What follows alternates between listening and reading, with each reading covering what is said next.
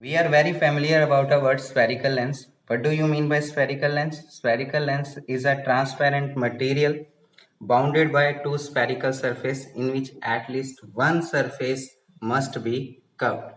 For example, in case of double convex lens, both surfaces are curved. There are two types of spherical lens. First is concave and second is convex. Concave lens is thicker at the edges and thin at the middle. In the same manner, consider a convex lens which is thinner at the edges and thicker in the middle. इस video में हम lens की प्रकृति, उत्तल lens की प्रकृति, उत्तल lens के द्वारा बनाए गए प्रतिबिंब का अध्ययन और लेंस के प्रतिबिंब के आकार में बदलाव, जैसे जैसे हम वस्तु को लेंस के साथ बदलते हैं तो उसके प्रतिबिंब के आकार में कैसे बदलाव होगा, इसका हम अध्ययन करेंगे। चलिए हम पहला टॉपिक शुरू करते हैं, लेंस की प्रकृति। आप सभी जानते होंगे कि उत्तल लेंस की प्रकृति क्या है, कन्वर्जिंग है या अभिसारी लेंस कहते हैं क्योंकि यह किरणों को इकट्ठा करता है। इसे हम एक एक्टिविटी से शुरुआत करते हैं। इस एक्टिविटी में जो मुझे रिक्वायर्ड है, ये दो कैंडल्स हैं, ऑब्जेक्ट की तरह काम करेंगी। सेकंड एक लेंस होल्डर है जिसमें ये लेंस को होल्ड कर रहा है, ये अपराइट स्टैंड है और ये एक जो है ये स्क्रीन की तरह कार्य कर रही है। इसमें से जो पहली फर्स्ट कैंडल है ये मार्जिनल रेस 1 को रिप्रेजेंट कर रही है और जो सेकंड कैंडल है वो मार्जिनल रेस 2 को रिप्रेजेंट कर रही है। जैसे आप देखिए मार्जिनल रेस ए जा रही है, after passing through the convex lens, after refraction it is passing through focus and it will form an image at A dash. And now consider in the place of A, if I put the second candle as an object which is represent marginal rays 2, it will form the image at B dash, which is after refraction it will form the image at B dash. So by combining these two rays we will get the result। हम क्या result पाते हैं कि दोनों race refraction होने के बाद, after refraction from the convex lens, ये एक पॉइंट पे मिल रही हैं। इसलिए what is the nature of convex lens? It is a converging lens. अब हम इसे सिक्वेंशियल मैनर्स में स्टडी करते हैं।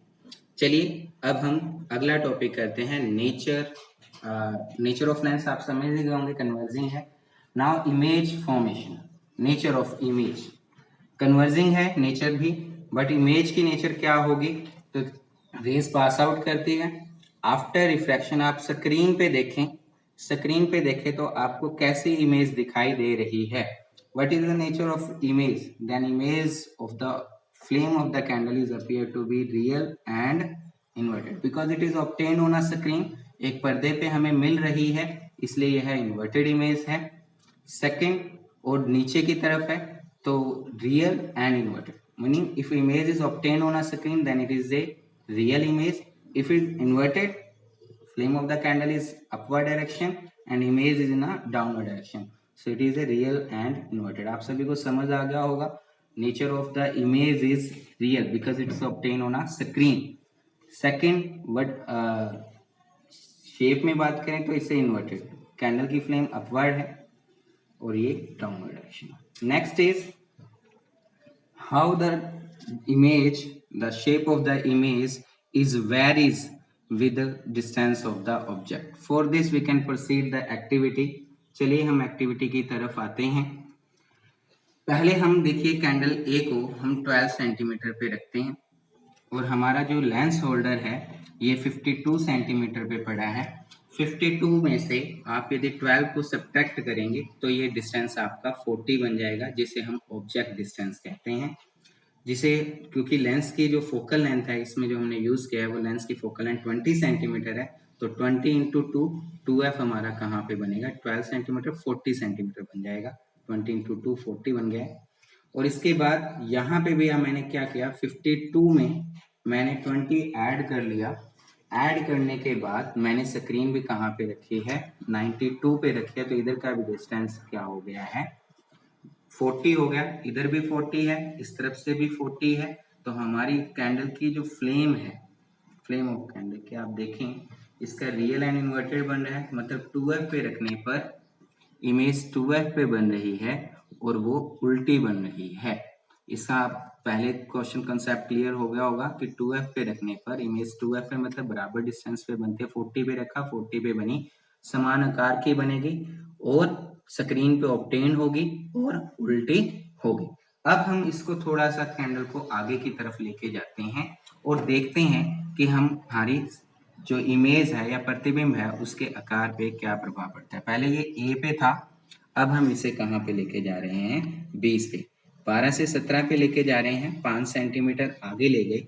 तो आप देखिए, आप पहले से इमेज में क्या डिफरेंस पड़ा। ये फ्लेम थोड़ी सी बड़ी हो गई है और फैल गई है। इससे हम क्या अनुमान निकालते हैं कि जितना हम आगे लेके जाएंगे तो वह उसका आकार बढ़ेगा। जितना लेंस के नजदीक लेके आएंगे उसका आकार बड़ा होगा। दोबारा से देख लीजिए, पहले ए पे देखें, आपको कैंडल की फ्लेम पतली और लंबी दिखाई दे रही है, पर जैसे नजदीक लेके आ रहे हैं ये आकार इसका ये फैल रही है और बड़ा होता जा रहा है। मतलब इसको कंप्लीट करेंगे तो ये बड़ा होता जाएगा और इसे यहाँ से हमें क्या अनुमान निकालता है कि जितना आप नजदीक लेके आओगे इसकी इमेज उतनी बड़ी बनेगी। अब इसे हम बी से पीछे की तरफ वापस ए पे ले आइए, 12 सेंटीमीटर। फिर हम सी पे लेके जा रहे हैं। सी पे लेके जाने पर आपने क्या देखा कि अब देखिए सी पे मैंने पीछे ले गया हूँ। 2f से पीछे लेके जाने पर हमें क्या रिजल्ट मिलता है, दोबारा से देख लें। ए पे रखा जो कि 88 सेंटीमीटर पे है, 89 सेंटीमीटर पे है। फिर मैं सी पे रख रहा हूँ, 94 पे है, पीछे लेके गया हूँ। उसके अनुसार मेरी जो इमेज बन रही है वो पहले से क्या बन रही है, छोटी। देखते जाइए कैसे बदलेगी आप स्क्रीन पे। पहले ए पे देखें, बहुत बड़ी है, नीचे लेके दूर लेके जा रहा हूँ तो इससे देखिए क्या होती जा रही है, छोटी होती जा रही है। इससे आप क्या कंक्लूजन या क्या निष्कर्ष निकालते हैं कि जितना आप 2f से पीछे होते जाएंगे लेंस की इमेज छोटी होती जाएगी और जितना नजदीक लेके आएंगे उतनी इमेज बड़ी होती जाएगी। धन्यवाद।